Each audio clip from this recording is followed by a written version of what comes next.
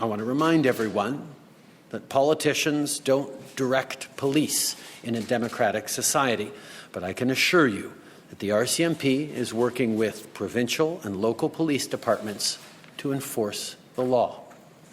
Everything is on the table because this unlawful activity has to end, and it will end. Of course, I can't say too much more now as to exactly when or how this ends because, unfortunately, we are concerned about violence.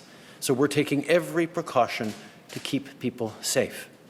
But the absolute safest way for this to end is for everyone to return to your communities now. If you're still participating in illegal blockades, you're hurting your neighbors. So it's time to go home, especially if you have kids with you.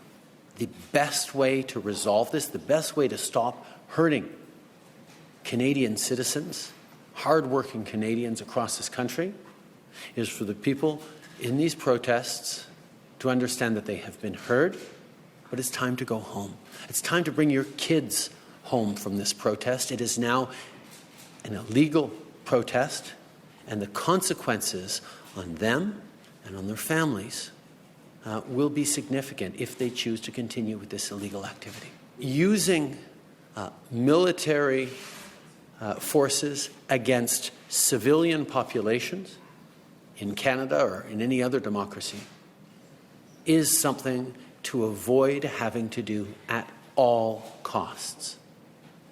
That's why the solution right now is focused on police forces enforcing the laws that exist, protecting public order in the way that they are trained to do, in a predictable, progressive approach that doesn't skip any steps, that works to conclude this situation peacefully.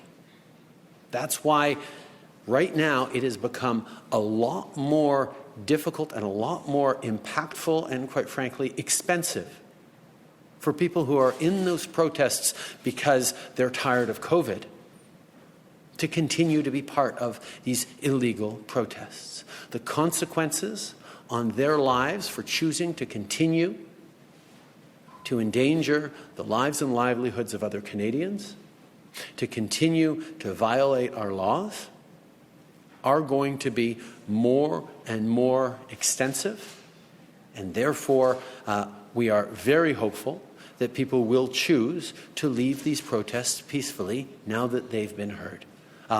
There are further steps for law enforcement to take as that happens or not, but we are a long way from ever having to call in the military, although, of course, we have to be ready for any eventuality, but it is not something we are seriously contemplating at this time.